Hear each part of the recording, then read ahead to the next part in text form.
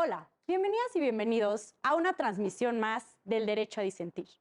El día de hoy estaremos hablando de la acción de inconstitucionalidad 54/2018, donde el Pleno de la Suprema Corte invalidó el artículo 10 bis de la Ley General de Salud, que establecía la objeción de conciencia del personal médico y de enfermería que forme parte del Sistema Nacional de Salud. Nuestro alto tribunal constitucional determinó que la ley no establecía los lineamientos y límites necesarios para que la objeción de conciencia pueda ser ejercida sin poner en riesgo el derecho a la salud, especialmente en el caso de las mujeres y personas con capacidad de gestar. Para hablar de ello nos acompañan Luz Piña, de Derecho de la UNAM, Camila Trejo, de Medicina del TEC de Monterrey, Santiago Terrón, de Derecho de la Ibero Puebla, Brandon Acosta, de Medicina de la UNAM, Fernanda Chávez, de la Escuela Libre de Derecho, Melissa Herrera, de Trabajo Social de la UNAM, y Fer Beltrán, de Gobierno y Economía de la Universidad Panamericana. Yo soy Renata Romero, comenzamos.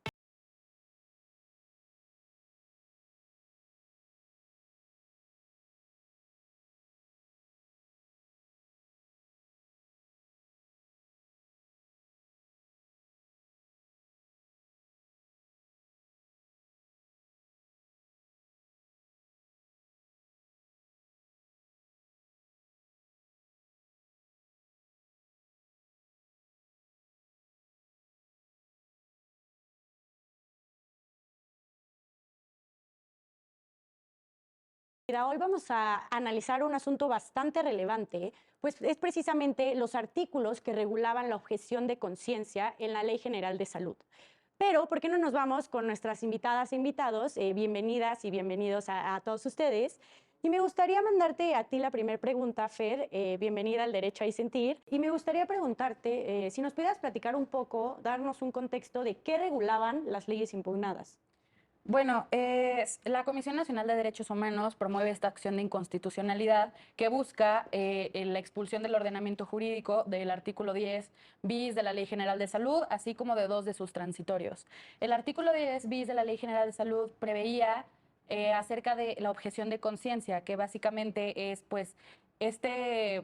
Pues sí, este medio por el cual se hace exigible el derecho a la libertad de conciencia, ideología y religión, por el cual los médicos y el personal de enfermería de un hospital podía ejercer su objeción de conciencia no practicando el servicio médico por estos motivos, y así como y también esto tenía sus excepciones en caso de urgencia, así como que se pusiera en peligro el paciente o la paciente en cuestión.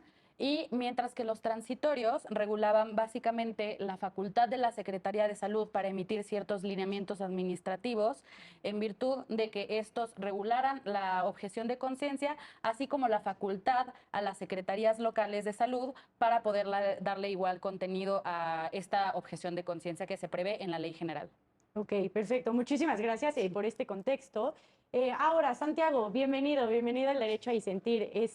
Me gustaría preguntarte a ti si nos pudieras sintetizar un poco lo más importante que resolvió la Suprema Corte, en este caso, respecto de las leyes impugnadas que nos comentaba nuestra compañera.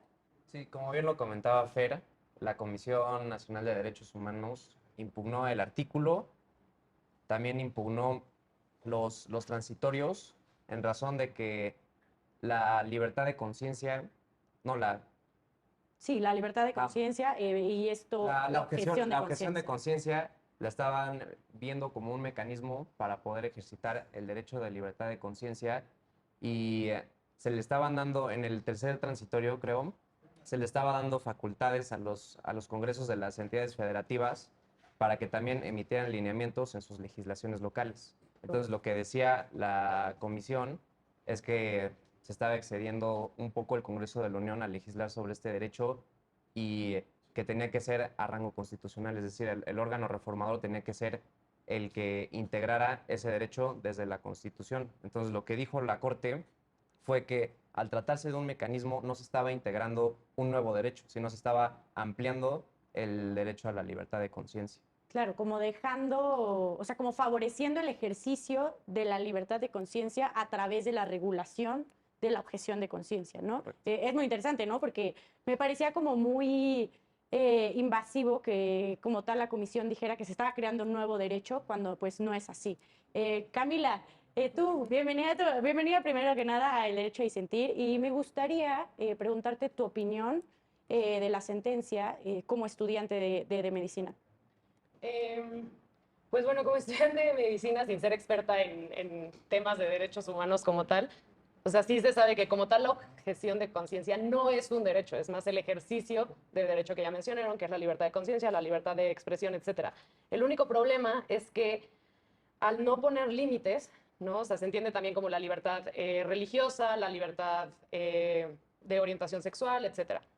Entonces, al no poner estos límites, una persona prestadora de salud, porque al final del día somos servidores públicos, haciendo el ejercicio de objeción de conciencia, le podría negar el acceso a los servicios de salud a personas de las cuales no está de acuerdo, digamos, personas de diferente orientación sexual, de diferente expresión de género, también en ciertos procedimientos, por ejemplo, el aborto es de lo que más se habla. Entonces, al un servidor público no estar de acuerdo, ejerce la objeción de conciencia y entonces realmente la persona vulnerada es la que no va a tener este acceso a la salud.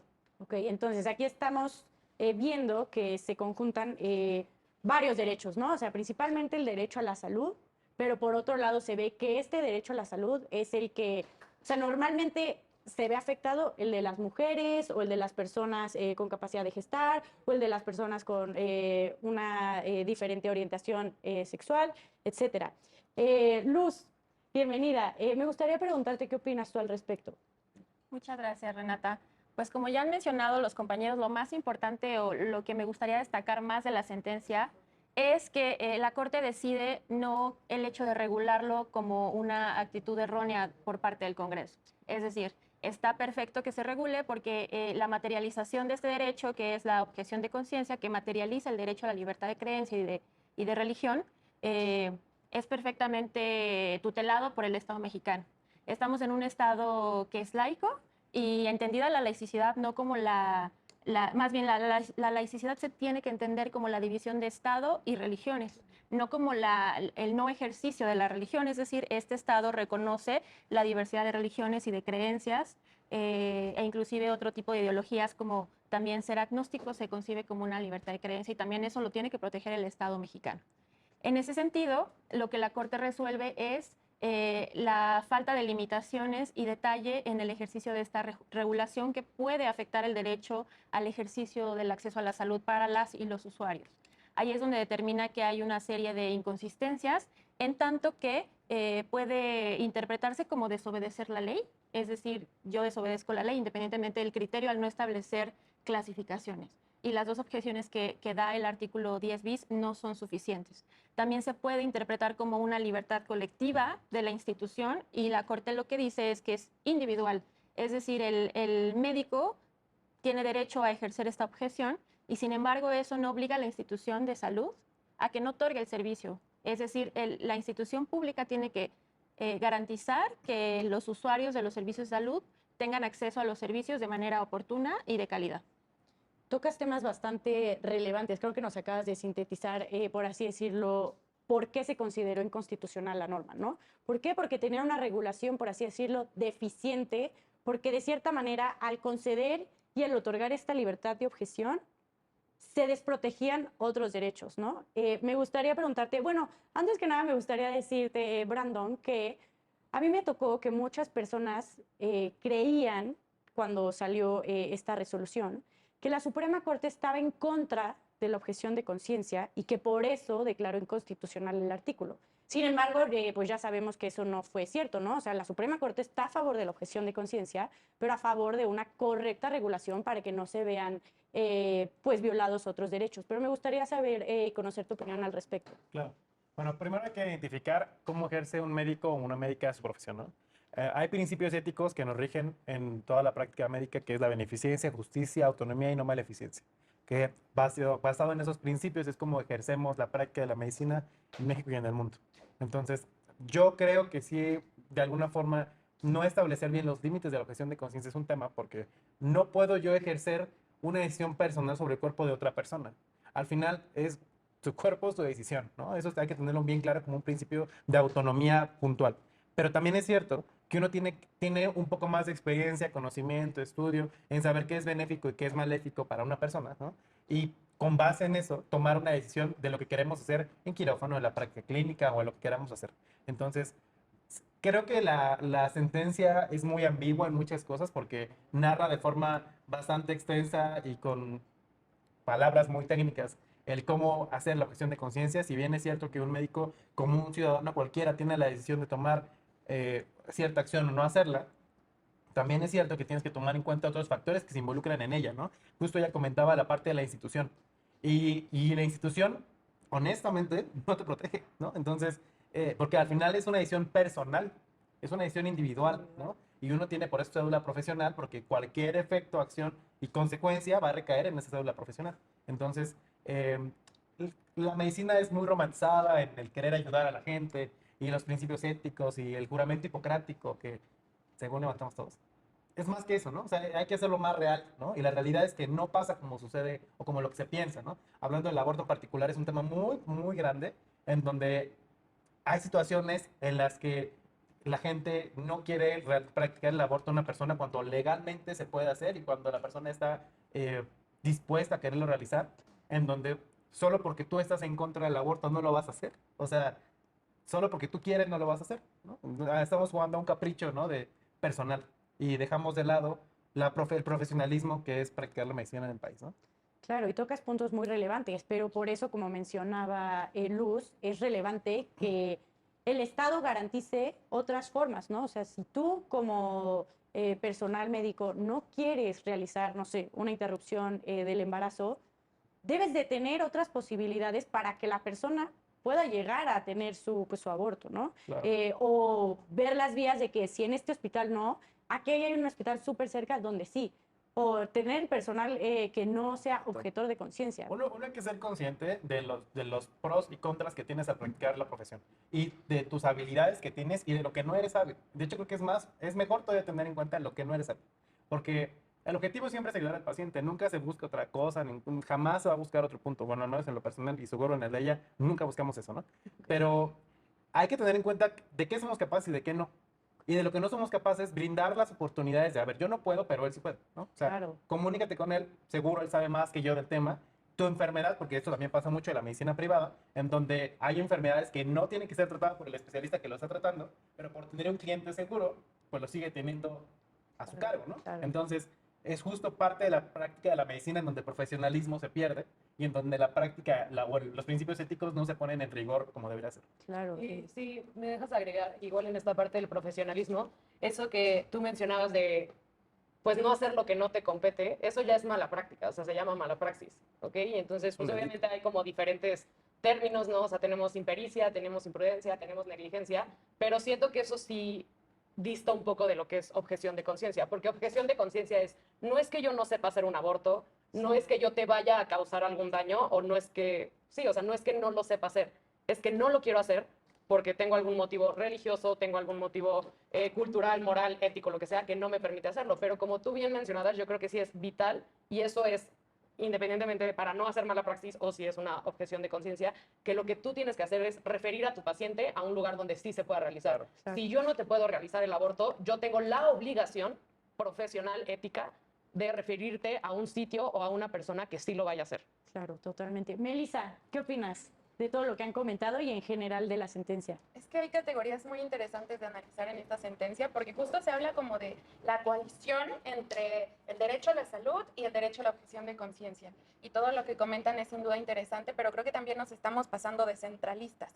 Y a lo que apuntaba la Comisión Nacional de Derechos Humanos es más bien a las responsabilidades estatales, a que justo se precisara que si se quería objetar, al menos hubiera personal no objetor siempre que pudiera atender otras emergencias y que estuviera explícito, porque incluso en la respuesta que da el Senado, por ahí decía que era como que se podía intuir que tenía que haber esa obligación, pero hay cosas que están explícitas en la ley que no se cumplen.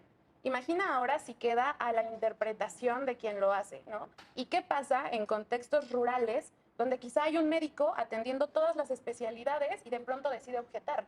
Porque quizá aquí en la ciudad podemos buscar más opciones, pero ahí ¿qué pasa? Se les niega derechos reproductivos y sexuales a niñas que muchas veces vienen de casos de violencia, de casos de abuso sexual infantil. Y no solo eso, el tema central del que se suele hablar es el aborto.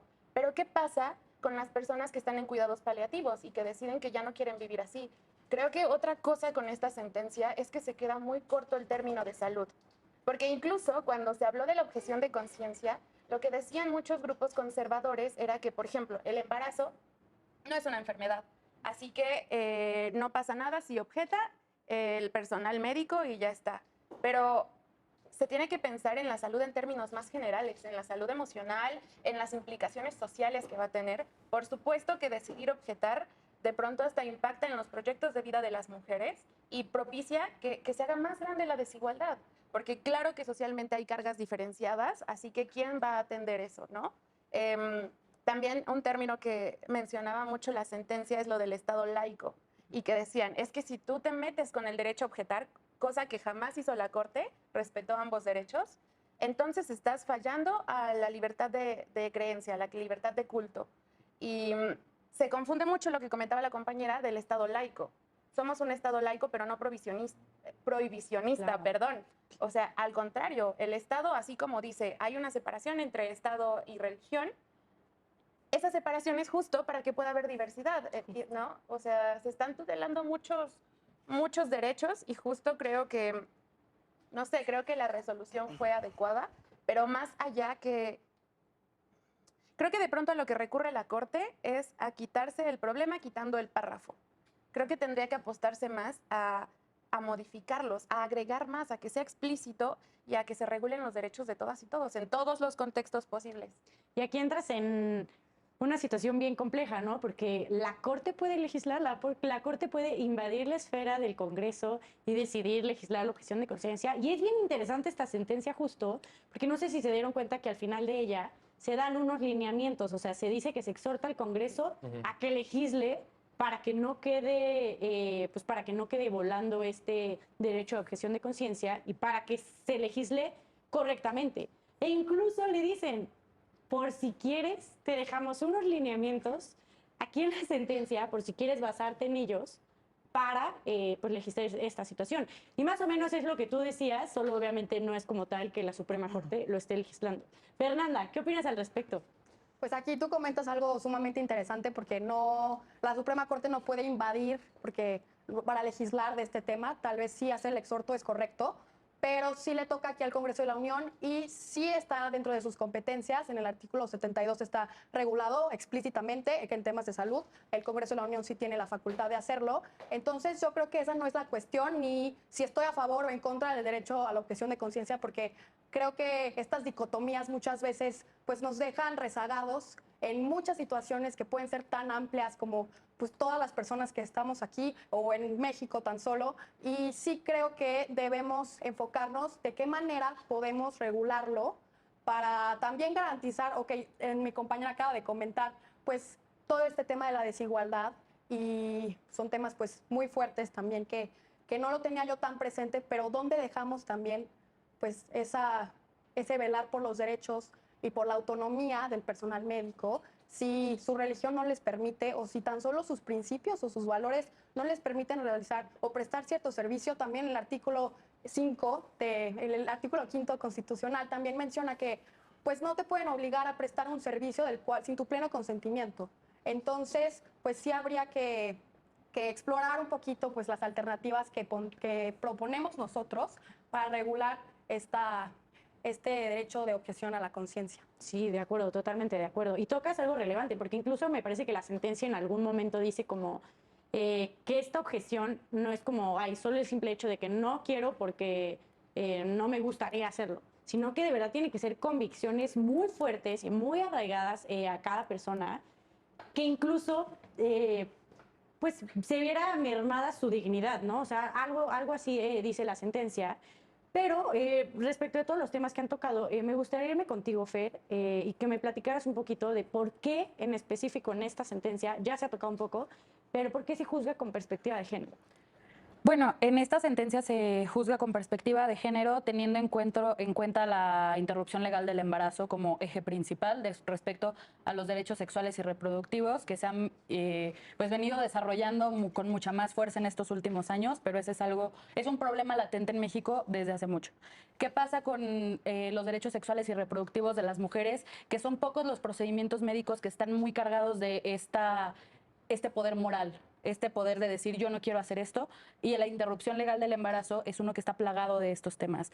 ¿Qué pasa? Que nada más este problema nos va a afectar tanto a las mujeres como a las personas con capacidad de gestar. Entonces, no se puede dar una resolución que sea favorable para todos si partimos de una base de que todas las personas pueden acceder a este tipo de servicios de salud, sino que se tiene que partir de la base que hay ciertas personas, que en este caso son las mujeres y las personas con capacidad de gestar, que van a ser las principales afectadas respecto de las decisiones que se tomen en la Corte y en este en específico, que la objeción de conciencia no puede ser determinante para el cuerpo de una mujer ni tampoco para las cargas de ser madre en este caso. Entonces, al juzgar con una perspectiva de género, se tienen que tomar parámetros para darles mayor importancia, o bueno, no importancia, sino mayor pues análisis, un análisis que sea enfocado 100% en la salud de las mujeres, en el deseo de las mujeres y en las capacidades que tiene el Estado también respecto a sus convicciones éticas, morales, religiosas e ideológicas para poder prestar este servicio. Entonces, juzgar con una perspectiva de género nos permite dar una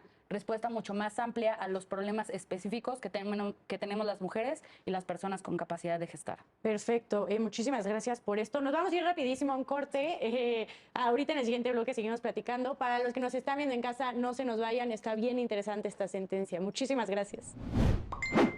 Ya estamos de vuelta en el derecho a disentir. Estamos tocando sin duda una sentencia muy relevante que es la de objeción de conciencia. Brandon, me pedías la palabra en el bloque anterior, entonces me gustaría empezar contigo. ¿Qué te parece? Justo quería comentar lo que comentaba ella al respecto. La objeción de conciencia es un tema relevante en el sentido de la autonomía que tiene un médico para poder ejercer su profesión. Tanto los pacientes como los médicos, las médicas, ¿no? Tienen derechos y obligaciones y eso es algo que todos tenemos que conocer, ¿no? Pero yo creo, honestamente, ya voy a empezar a opinar, es que no puedes basar tu profesión en una religión o la práctica personal de una religión, yo creo. La medicina es una ciencia, ¿no? Y uno siempre tiene que trabajarlo de una forma, de un método clínico, que el método clínico es una adaptación del método científico para poder llegar a un hallazgo clínico, ejercer un tratamiento y evaluar el pronóstico a corto, mediano y largo plazo. Entonces, yo considero que, justo comentaba ella, la objeción de conciencia en medicina es en contados casos, ¿no?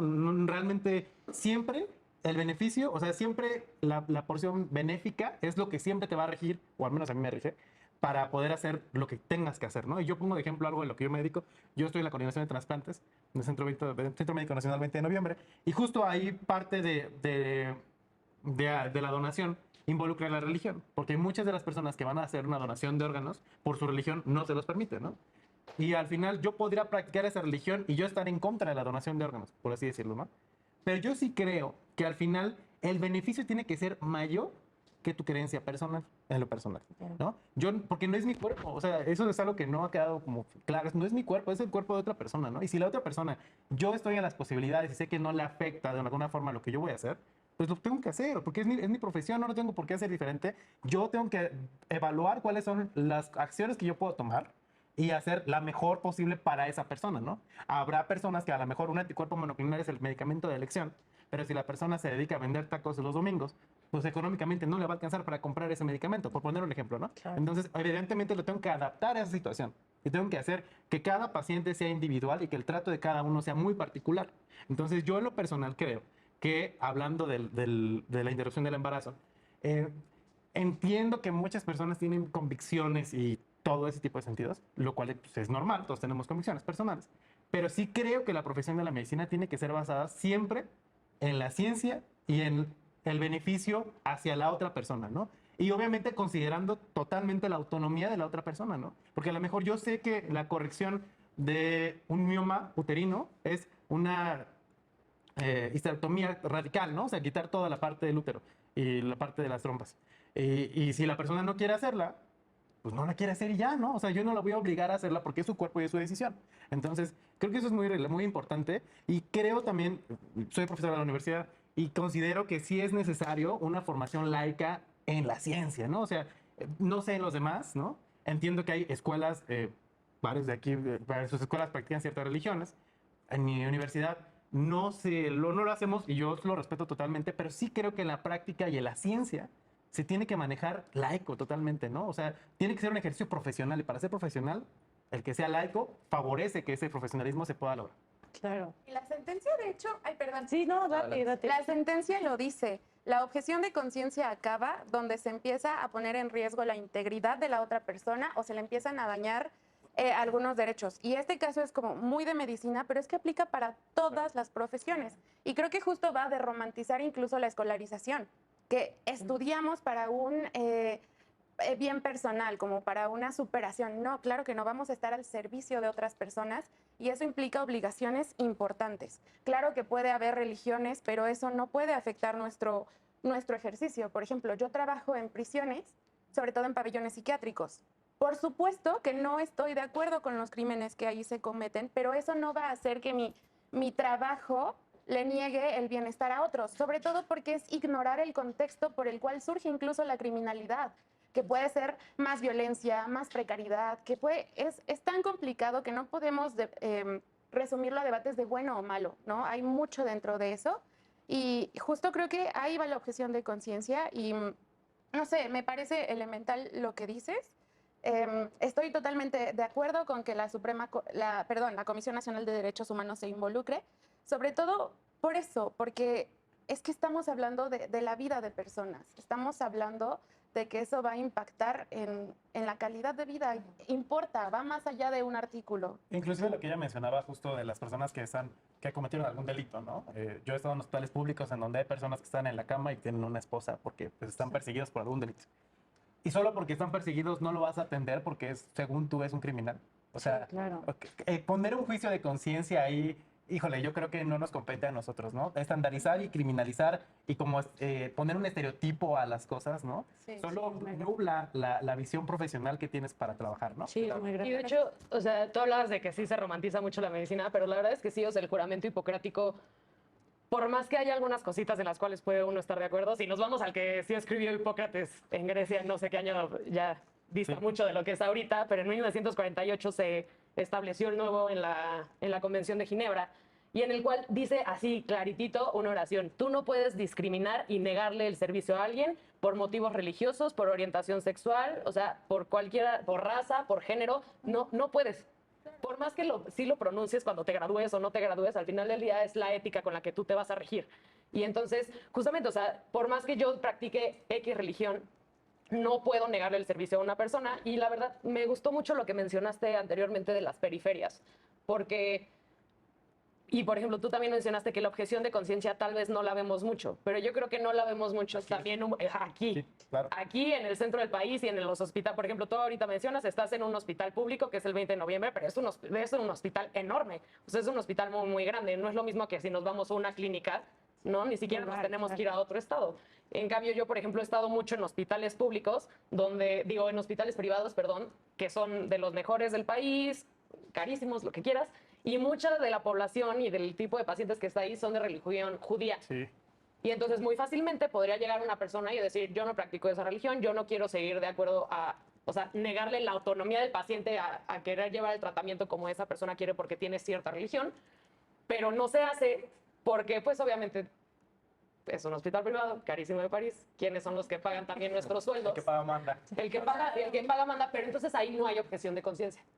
Ahí sí yo digo, no hay, porque Digo, al final... sí, claro, no, siguiendo esta misma línea de ideas, creo que se puede observar desde lo administrativo y lo constitucional. Lo administrativo en el sentido que comentabas. Ustedes como médicos son servidores públicos, ya sea que estén en un hospital privado o público, prestan un servicio que originariamente tiene que prestar y asegurar el Estado. Y por el otro lado, en la misma sentencia nos comentan que hacen un test de proporcionalidad, ¿no? ¿Qué es más importante? ¿La libertad de conciencia o el derecho a la salud? O sea, permitirle a las personas que puedan acceder a ese derecho a la salud, y ya metiéndole un poquito más lo de la perspectiva de género, ¿no? Con esto de la libertad de gestación y a decidir sobre su propio cuerpo. Y esto es muy... En ese sentido- Ajá, justo. perdón. No, ahorita te doy la palabra, Luz, pero esto se me parece bastante interesante Porque estamos viendo que entonces ningún derecho solo, o sea, no tiene límites, ¿no? Al contrario, que todos los derechos tienen límites y siempre o casi siempre ese límite es otro derecho. En este caso pasa eso. O sea, el derecho a la libertad de conciencia, ejerciéndose a través de la objeción de conciencia, tiene como límite el derecho a la salud y el derecho de las mujeres y personas con capacidad de gestar. Pero a ver, Luz, ¿qué querías comentar? Justo lo que comentaban sobre si casi no hay médicos que lo practiquen. Precisamente por eso la sentencia aborda esta parte de neutralidad del Estado, en el sentido de que respete el derecho al ejercicio de la libertad de conciencia como su materialización, pero también le da más importancia al derecho al acceso a la salud. Y esto es fundamental específicamente en el tema de aborto que ya han mencionado, porque a pesar de que los médicos en sus juramentos tengan brindar la mejor atención posible y la salud a las personas y a la ciudadanía, la realidad de nuestro país dista mucho de ello, ¿no? Y no hablar de interrupción legal del embarazo, sino nos vamos a algo como la interrupción voluntaria. La interrupción voluntaria del embarazo, que está legalizada en las 32 entidades federativas, de acuerdo a las semanas de gestación, pero las entidades federativas no cuentan con la infraestructura en salud para garantizarla. Desde ahí tienen una primera barrera, las mujeres que deseen interrumpir su embarazo. La segunda barrera, se observa esta objeción de conciencia como una segunda barrera más, en el que principalmente no lo practico porque no tengo la infraestructura, y en segunda, cuando la tenga, voy a tener médicos que, hablando de la realidad social del país, es muy común que las personas se nieguen a hacer este tipo de prácticas. Y lo vemos con la NOM 046, que prácticamente ninguna institución pública la aplica, y es una norma obligatoria porque además está presente violencia, es decir, son casos de violación y demás, cuestiones muy lamentables, y las instituciones públicas no la aplican. Y no por objeción de conciencia, sencillamente no la aplican. Entonces, es muy relevante rescatar esta parte de la sentencia en la que dice que la neutralidad del Estado tiene que garantizar el acceso a estos servicios independientemente de la situación. Y lo que mencionaba la compañera en cuanto a regiones de periferias. No hay hospitales, no hay médicos, los hospitales más cercanos están a horas de distancia. Esto les impone a las mujeres muchísimas más brechas en su desarrollo.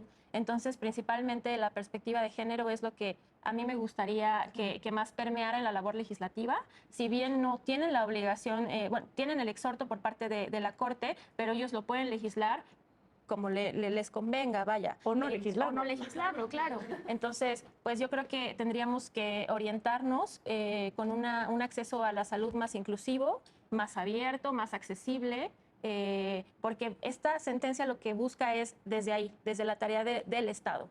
Más allá de los médicos, independientemente de que les respete, lo más importante es la tarea del Estado en garantizar la salud. Y aparte, me parece muy interesante cómo, o sea, cómo lo plantea igual la sentencia. Con todo esto que dices, como que te dice, hay 4 elementos que vienen de la Corte Interamericana de Derechos Humanos para que, pues, este derecho a la salud sea accesible. Pero como lo dices, muchas veces, y ni siquiera nos tenemos que ir solamente a la interrupción del embarazo, sino en otras cuestiones médicas, no hay una verdadera... O sea, no hay una verdadera garantía al derecho a la salud. O sea, nuestra salud está muy, en mi opinión, deteriorada. El Estado va muy... O sea, no solo legislando cuestiones de objeción de conciencia, como dices, sino legislando cuestiones de dinero u otras cosas relacionadas, y me parece muy grave. Fer, ¿qué opinas al respecto? Pues yo sí creo que es muy importante ponderar entre derechos humanos, y aquí pues tan solo lo que se proponía, sí, pues entre líneas podemos rescatar que está primeramente el derecho al acceso a la salud de las personas, pero no me quiero en una postura muy absoluta de no, yo estoy súper a favor, pero sí creo que es muy importante regularlo, porque también va a haber casos, aunque sean mínimos, que de personas que digan, yo no quiero, yo no puedo practicar un aborto, o sea, mi religión no me lo permite, con mis convicciones no van con eso, pero sí te puedo dirigir a un lugar donde sé que, o sea, yo como médico sé que es un lugar donde pues vas a estar bien y con las condiciones óptimas para poder respetar tu decisión, pero perdóname, a mí no me vas a poder obligar. Y Dale, no, perdón.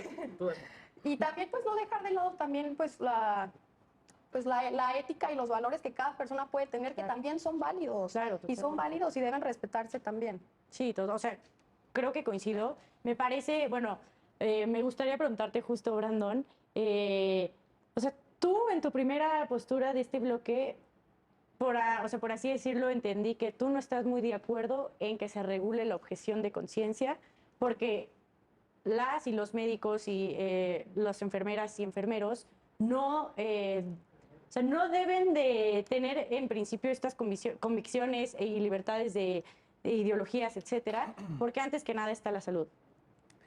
Más o menos. O sea, no como yo creo que la objeción de conciencia está desde cómo le das un medicamento a un paciente y cómo tú tienes la libertad de ejercer o de decirle qué tomar y qué no tomar, ¿no? O sea, desde ahí empezamos, ¿no? No solamente es en hacer algún procedimiento, sino en la libertad que tú tienes de poder ejercer tu práctica profesional, ¿no?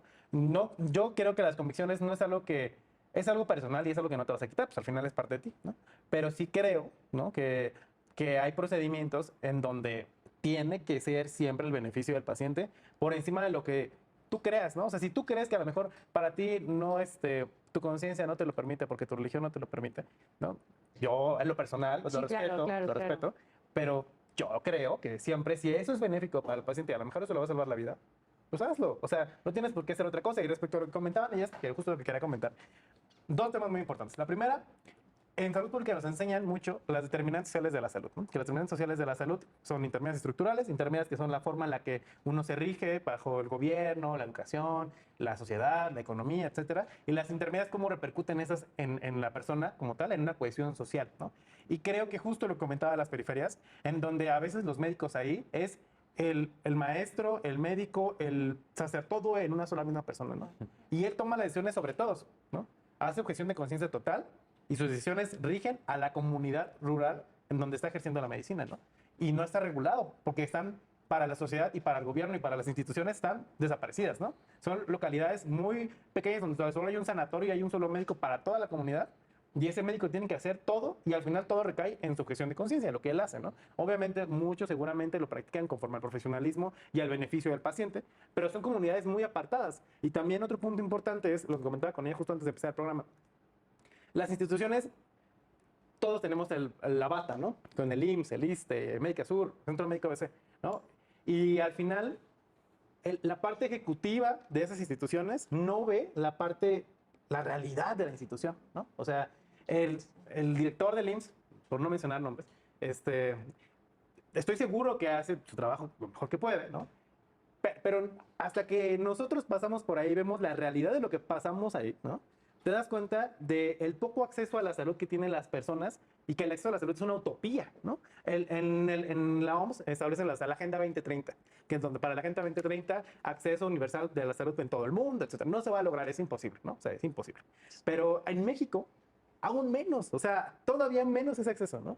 Y donde, como usted ya comentaba, en el aspecto privado, es un privilegio tener una medicina privada, en donde solamente las personas que lo pueden solventar o que hacen un esfuerzo para solventarlo lo pueden tener, pero las comunidades rurales son abandonadas. Son abandonadas y el ejecutivo de esta institución no lo sabe, ¿no? Claro. Porque no pisa esa institución, no pisa esa localidad y no hace las cosas cuando hace una institución y no hay gasas, no hay pastillas, no hay... Quieres practicar un aborto, pero no hay instrumental ni el espacio para hacerlo, ¿no? Claro, y es- Entonces, eso es lo que también repercute en tu convicción, en tu gestión de conciencia y en tu práctica profesional. Claro, y es como antes de estar regulando estas cuestiones, como decías, ¿no? Es una segunda barrera, o sea, lo mencionaste en tu intervención, Luz, es una segunda barrera la objeción de conciencia. Pero antes de esa segunda barrera hay una primera barrera que es que no se tienen ni los medios para llegar a hacer alguna intervención. Nos vamos a ir rapidísimo a un corte. Ahorita le doy la palabra a las Fernandas y a las demás personas que me la pidieron. Para los que nos están viendo desde casa, no se nos vayan. Esto es el derecho a disentir. Muchísimas gracias. Ya estamos de vuelta en el derecho a disentir, sin duda. Estamos hablando de una sentencia bastante relevante donde hemos escuchado diversas opiniones de nuestras invitadas e invitados, pero nuestra invitada Fernanda nos pidió la palabra y me gustaría preguntarte qué es lo que querías compartirnos. Sí, pues considero que ya hemos discutido de manera amplia en el sector salud, pero ahora les quiero dar una perspectiva desde la política.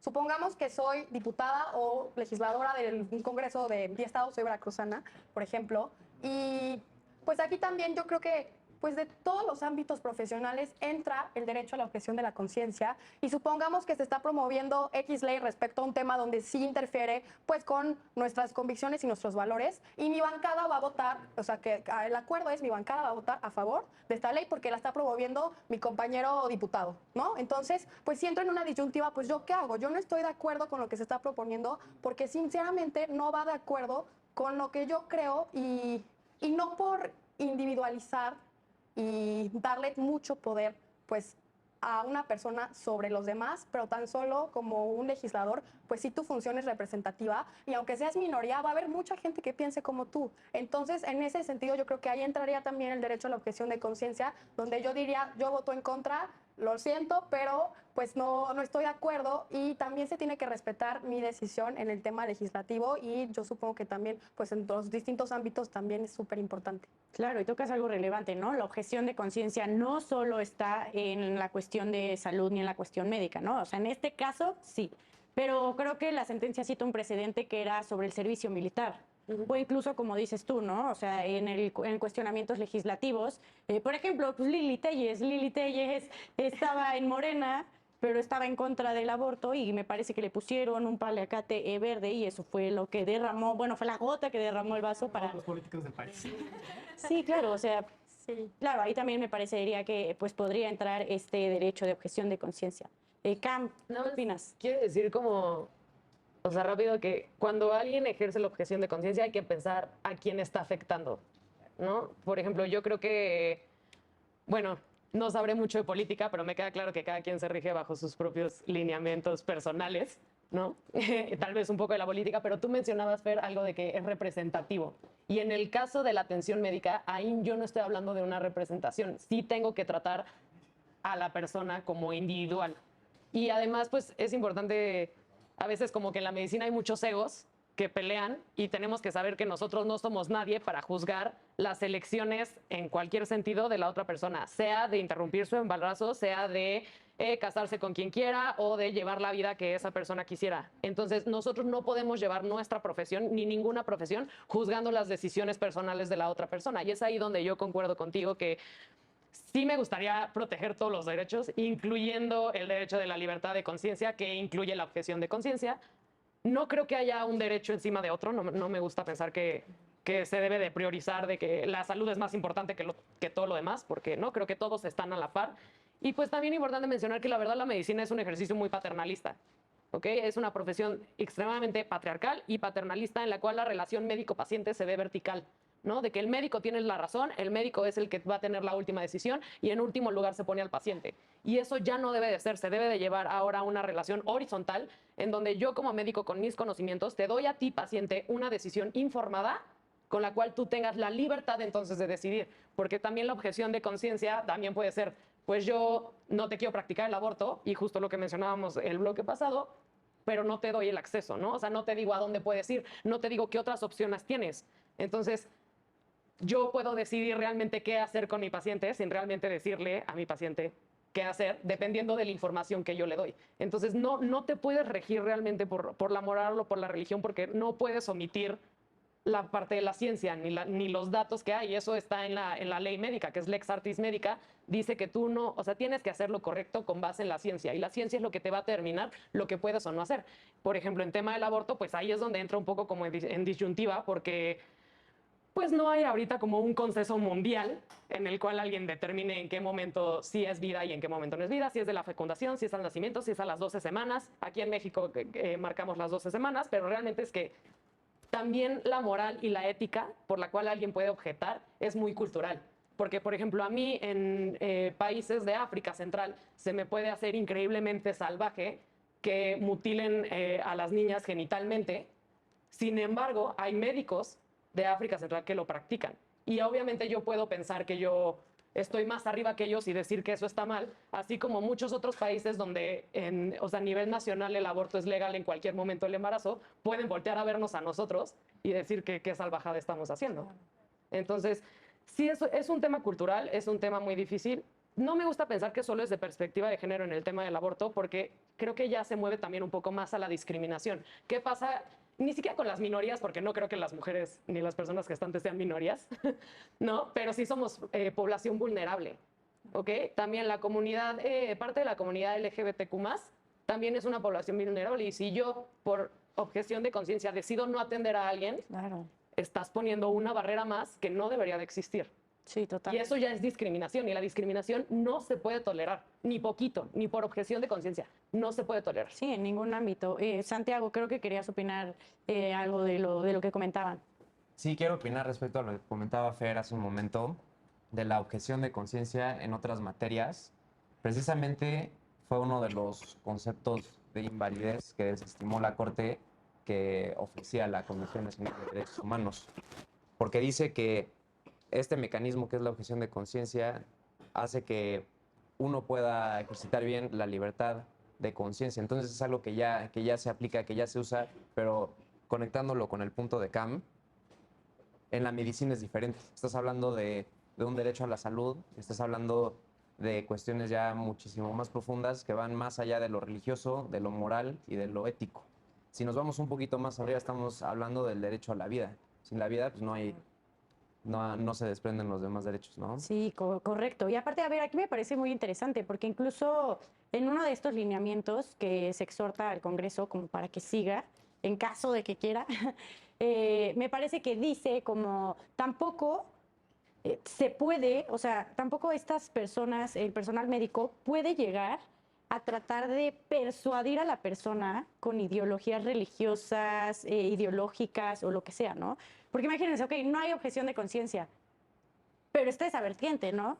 Que aunque no la haya y no lo quieran hacer, Y lo hacen. persuadan a la persona en plan, oye, la verdad es que abortar es Dios castiga. pena, ajá, o sea, hay muchas cuestiones que afectan psicológicamente a la persona en un momento pues tan vulnerable. Fer, ¿qué opinas al respecto? Sí, pues incluso en Estados Unidos, no recuerdo si es parte de esta sentencia de Roe versus Wade, ¿no? Pero pasaba mucho que en estas clínicas donde practicaban abortos eran clínicas que eran básicamente financiadas por grupos conservadores, que ¿qué pasaba? Sentaban a la mujer, me quiero hacer un aborto, pero oye, ¿sabes qué? Te voy a hacer un ultrasonido.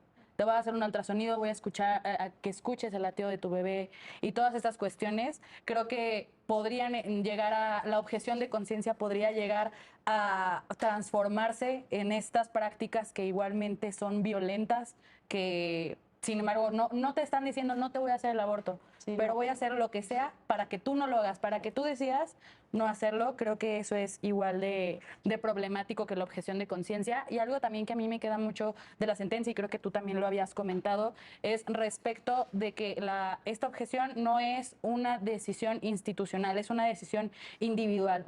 Por lo que, para lo que a mí concierne, digo, no remite estos parámetros la Corte en sí en la sentencia, pero deberían ser parámetros que sirvan para instituciones públicas como para instituciones privadas igualmente. No puedes llegar a un hospital y este hospital se venga con esta bandera provida de no, aquí no te vamos a practicar aborto, porque inclusive hay otras prácticas fuera de la interrupción legal del embarazo. Existen prácticas de quiero anticonceptivos, no te los puedo dar. Quiero hacerme cuando te ligan las trompas de falopio, no, estás muy chiquita, no te lo puedo hacer. Creo que va mucho más allá de la legalización del aborto y que son prácticas igual de violentas y que en sí también una cuestión que habla la Corte al finalizar, en la cual desestima el primer concepto de invalidez de la Comisión Nacional de Derechos Humanos, es respecto de los lineamientos que puede hacer la propia Secretaría de Salud. Que si bien la Comisión Nacional de Derechos Humanos lo ve como algo que va fuera de las facultades de la propia Secretaría por ser una cuestión administrativa, creo también que la Corte hace un punto a favor, que estos lineamientos inclusive pueden ser mucho más allá para una política de salud que pueda darse tanto a las personas con capacidad de gestar, a las mujeres, a las personas que son parte de las disidencias sexuales, a las personas que están en comunidades indígenas, etcétera, etcétera, que estos lineamientos administrativos puedan abonar.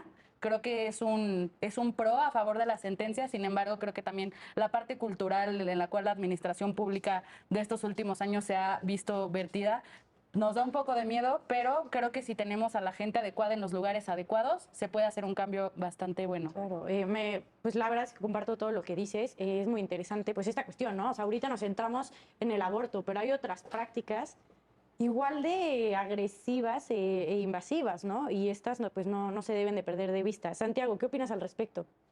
Al respecto del aborto. Pues de lo que, de lo que comentó Fer respecto a prácticas y a que muchas veces existiendo la objeción de conciencia, o sea, los médicos o las médicas o enfermería toman la decisión de persuadir de cierta forma a la persona que no realice tal cuestión por cuestiones religiosas o de conciencia. ¿Qué opinas?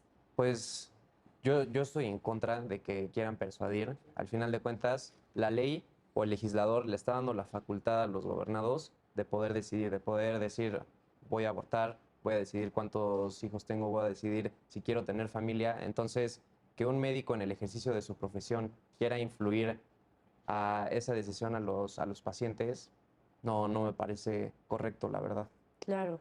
Bueno, pues lastimosamente este programa ya llegó a su fin. Nos vamos a ir rapidísimo a las conclusiones de todas y todos. Si pueden ser muy sintetizadas, se los agradecería para que pues puedan hablar todas y todos. Melissa, ¿qué tal si empezamos contigo? Ok, bueno, de lo que decía Fer, de estas prácticas de clínicas del bebé se movió, también ocurre en México, pero poco se habla. Ahora, algo que sí hay que dejar bien claro, el derecho a la objeción de conciencia jamás estuvo en peligro, existe y la Corte lo tutela. Y personalmente yo digo, ahí ya es una cuestión individual. Si no vas a poder cumplir con todo lo que tu profesión te demanda para el bien de la sociedad, vete a las parroquias, vete a las mezquitas y haz el trabajo ahí. Porque estamos hablando de salud pública y de derechos humanos. Esos no están a discusión, esos no se tratan de voluntad política y es tan simple como esto. No quieres abortar, no abortes, pero no le impidas a otras que accedan a ese derecho, sobre todo porque siempre las más afectadas son aquellas que están abajo y a la izquierda, aquellas que no tienen los recursos para moverse, ni siquiera los recursos sociales o económicos. La compañera hablaba de impedimentos que había a nivel infraestructura. Existen, y también existen los impedimentos en la sociedad, y el juicio que va a existir, y el estigma y el aislamiento.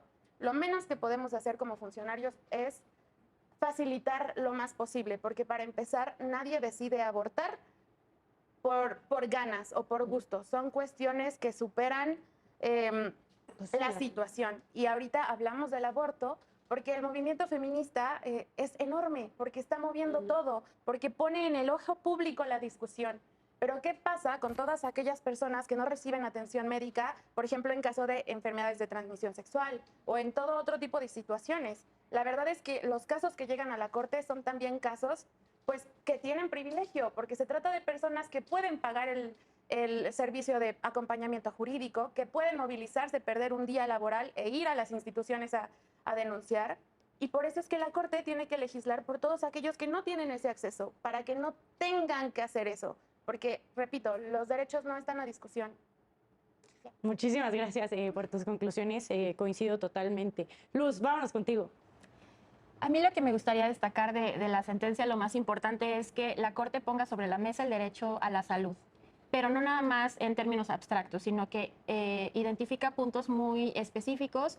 El principal es en cuanto a la responsabilidad del Estado. O sea, no pone en tela de juicio que es responsabilidad del Estado que exista acceso y cobertura de servicios de calidad.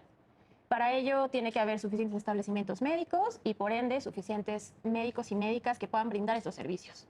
Eso es lo que yo creo que es más importante y además lo transversaliza, es decir, habla de las comunidades marginadas, de las mujeres que tienen brechas. Eso es lo más relevante porque ahí es donde están los indicadores más importantes. El indicador de muerte materna, por ejemplo, es un indicador que está por los cielos y en México ha sido muy difícil bajar ese indicador, ya sea por diferentes razones, porque no tienen acceso o porque cuando tienen acceso estos servicios son deficientes. Entonces, se conjugan muchas circunstancias que lesionan el derecho a la salud de las y los usuarios.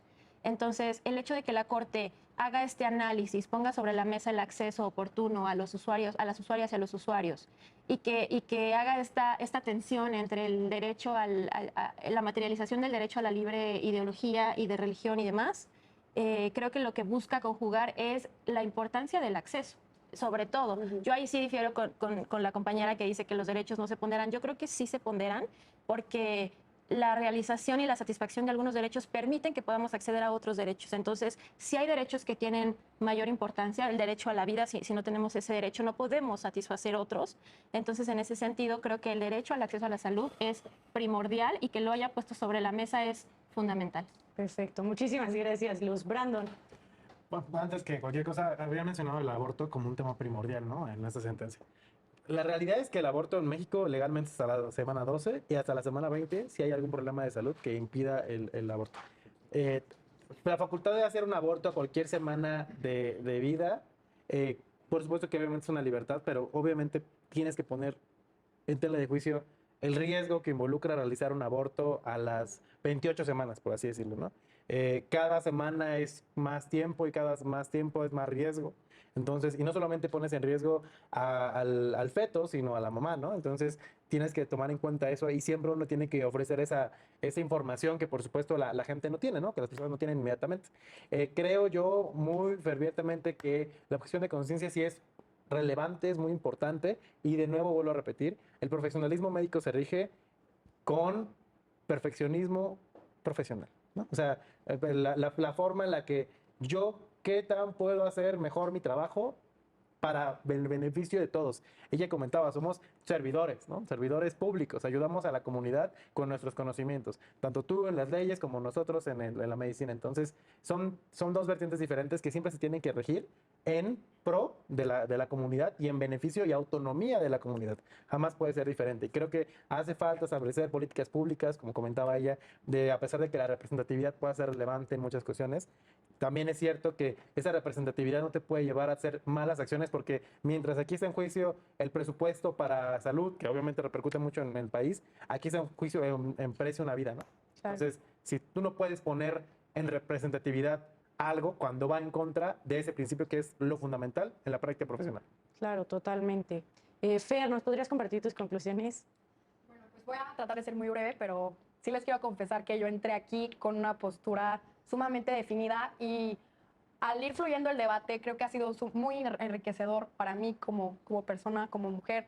Y pues sí me llevo mis reflexiones y en este sentido pues sí pienso que tan solo en el tema de los servicios médicos, hasta qué punto mi libertad de conciencia va a repercutir en la salud de un tercero o va a interferir en la calidad de vida de esa persona. Yo creo que sí hay que ser, en la medida de lo posible, objetivos en este tema y pues les agradezco mucho a todos por sus opiniones y a ti, Renata, por la oportunidad de estar aquí. No, muchísimas gracias, tanto a ti como a todas y a todos los que están presentes. Ya se nos acabó el tiempo, vamos a tener que hacer un 2.0 de objeción de conciencia, el derecho a disentir, pero ya no hay más tiempo. Para quien nos está viendo desde casa, muchísimas gracias por acompañarnos. Esto fue el derecho a disentir, yo soy Renata Romero, hasta la próxima.